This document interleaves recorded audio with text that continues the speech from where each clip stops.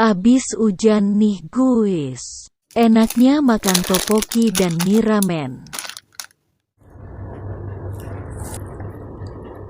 Bismillahirrahmanirrahim.